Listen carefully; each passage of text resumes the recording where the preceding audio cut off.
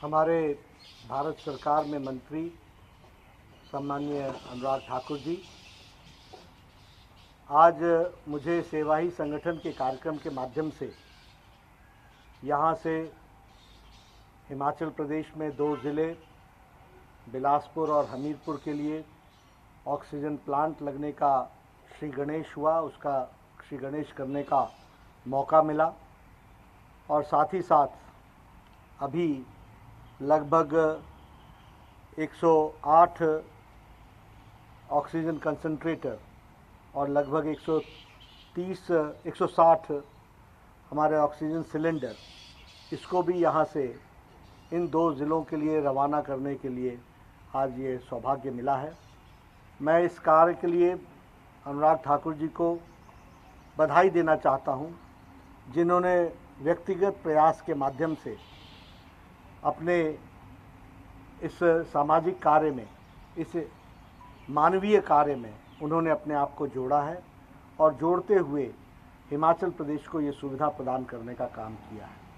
मुझे ये भी बताया गया कि कोई एक पीएसए प्लांट ऊना में भी लगना है और अभी हम 330 बेड को ऑक्सीजन युक्त कर पाएंगे, उसके बाद हम 700 बेड को ऑक्सीजन युक्त कर पाएंगे। यह काम उसमें होने वाला है। इन सारे कामों के लिए मैं उनको बधाई देना चाहता हूँ। ये कंसंट्रेटर्स जो 108 जा रहे हैं, ये सिलेंडर्स जो जा रहे हैं, ये भी वहाँ मानवता के काम में आएंगे और कोविड को लड़ने में एक अच्छी सफलता मिलेगी। इसके लिए मैं इनको साधुवाद भी देता हूँ, बधाई भी देता हूँ और ये इसी प्रकार से सेवा में जुड़े रहें, ऐसी प्रेरणा भी देता हूँ। 16 मई को हम लोगों ने बड़ी सामग्री, एक बड़ी खेप हिमाचल प्रदेश अनुराग जी के प्रयास से भेजा था और वह वहाँ के लोगों के काम आया है। इसको जान करके मुझे खुशी होती है। मित्रों, जब हम सेवा ही संगठन की बात करते हैं तो मैं 2 बातें कहना चाहता हूँ। एक तो हमारा सेवा ही संगठन का कंटिन्यूअस काम तो चल ही रहा था, लेकिन कल का दिन आदरणीय प्रधानमंत्री जी प्रधान सेवक के रूप में उनको कार्य करते हुए पूरे 7 वर्ष हुए थे। और इस संक्रमण काल में, इस आपदा काल में हमने तय किया था कि हम इस वर्ष को सेवा दिवस के रूप में मनाएंगे, क्योंकि आपदा का समय है, संक्रमण का समय है। हम लोग कोई जश्न जुलूस नहीं निकालेंगे और हम इस तरीके का कार्यक्रम न करते हुए सेवा ही संगठन इसको अपना लक्ष्य मानते हुए सेवा दिवस मनाएंगे। हमने तय किया था कि हम 1 लाख गांव में करोड़ों कार्यकर्ता हमारे जुटेंगे और वहां सेवा का कार्य करेंगे, भोजन का वितरण करेंगे, अन्य कार्य करेंगे। मेरे पास अभी तक 20 राज्यों की रिपोर्ट्स आई हैं, बाकी आज दोपहर बाद तक सारी रिपोर्ट्स आ जाएंगी। लेकिन हमने इन 20 राज्यों में ही 1 लाख से ज़्यादा गाँवों को करोड़ों कार्यकर्ताओं ने विकास के दृष्टि से और उनके सेवा की दृष्टि से उससे जुड़े हैं। ये रिपोर्ट हमारे पास आई है। उसी तरीके से हमने तय किया था कि 50,000 हम ब्लड यूनिट्स इकट्ठा करेंगे 3 दिनों में, 28, 29 और 30। मुझे खुशी है कि हम उस टारगेट के नज़दीक पहुंच गए हैं और बहुत जल्द जब सारी रिपोर्ट इकट्ठी होगी तो हम उसको भी, टारगेट को क्रॉस कर जाएंगे। ये हम आपसे कहना चाहते हैं। मित्रों, ये जब लॉकडाउन लगा है, संक्रमण का समय है और आपदा का समय है, इस समय भारतीय जनता पार्टी के करोड़ों कार्यकर्ता गांव में अपनी जान को जोखिम में डाल करके कार्य कर रहे हैं, सामाजिक कार्य कर रहे हैं, मानवता की सेवा कर रहे हैं। लेकिन वहां कुछ पार्टियां, या यूं कहें लगभग सभी पार्टियां, वो क्वारंटाइन में चली गई हैं, वो लॉकडाउन में चली गई हैं, वो आइसोलेशन में चली गई हैं। उनके दर्शन सिर्फ ट्वीट से होते हैं, उनके दर्शन वर्चुअल प्रेस कॉन्फ्रेंस से होते हैं। वो कहीं किसी के साथ जुड़ नहीं रहे हैं और एक ही काम पकड़ रखा है उन्होंने, राजनीति का।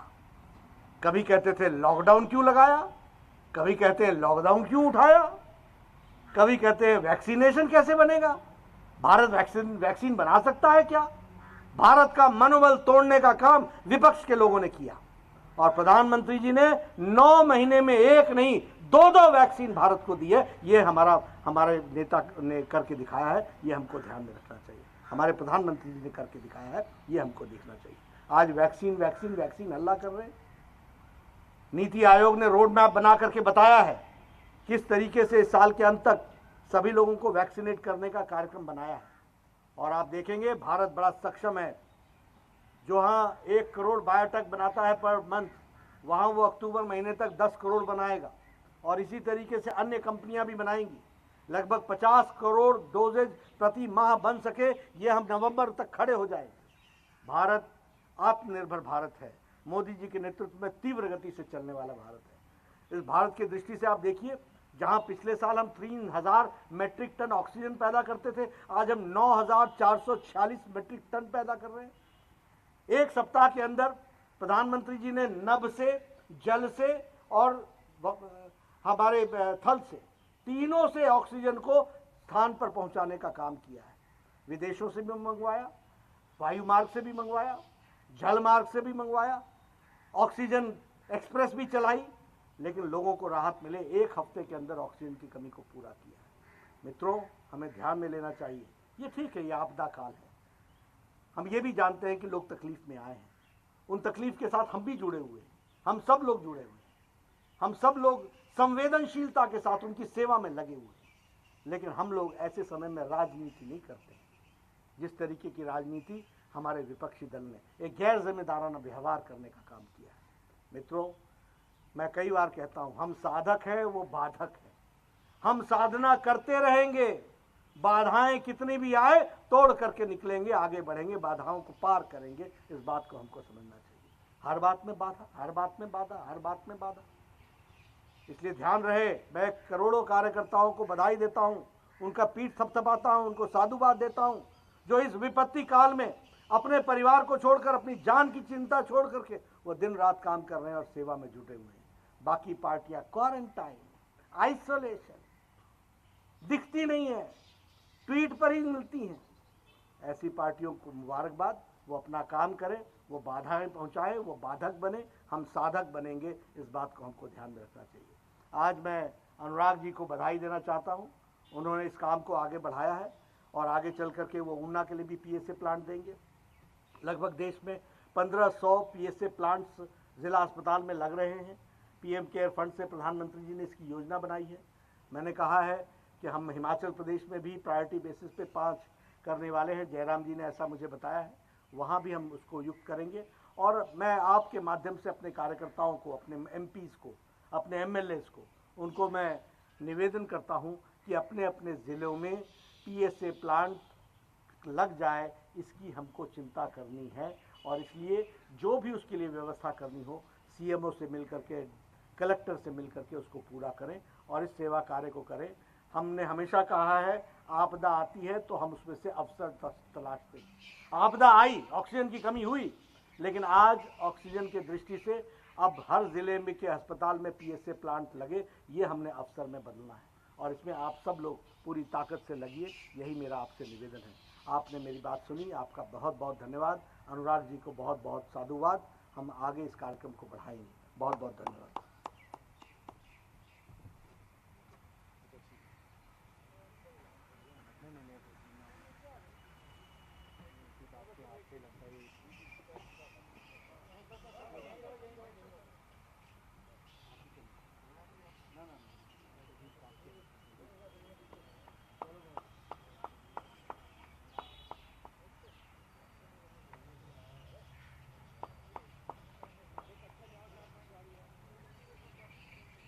भेजो ना फटाफट। शैलेंद्र हमारे साथ जुड़ गए। शैलेंद्र, बताइए, ये जो राहत सामग्री वहाँ पर भेजी जा रही है, क्या कुछ जानकारियाँ आपके पास हैं? बिल्कुल, आप जानते हैं कि हिमाचल में ये राहत सामग्री भेजी जा रही है। बीजेपी की तरफ से बीजेपी नेता अनुराग ठाकुर ने इस राहत सामग्री को एकत्रित किया है और इसे हिमाचल के कई जिलों, खासतौर पर बिलासपुर और हमीरपुर के लिए इस राहत सामग्री को रवाना किया जा रहा है। आपने देखा, ठीक इसके पहले अपने संबोधन में इस बात को कहा भी अनुराग ठाकुर ने कि किस तरह से संगठन की तरफ से जो एक निर्देश मिला बीजेपी के राष्ट्रीय अध्यक्ष जेपी नड्डा की तरफ से, देश भर में सेवा कार्य बीजेपी के कार्यकर्ता कर रहे हैं। बीजेपी के राष्ट्रीय अध्यक्ष जेपी नड्डा ने भी इस बात का जिक्र किया कि कल जो एक 7 साल पूरा होने पर मोदी सरकार के देश भर में 1 लाख गाँवों में सेवा कार्य का एक टारगेट रखा गया था वो पूरा हो गया है। रक्तदान शिविर आयोजित किए जा रहे हैं और साथ ही साथ जो कोरोना काल में पार्टी सेवा कर रही है उसका भी जिक्र किया और विपक्षी दलों पर निशाना भी साधा कि कहा। राइट, शैलेंद्र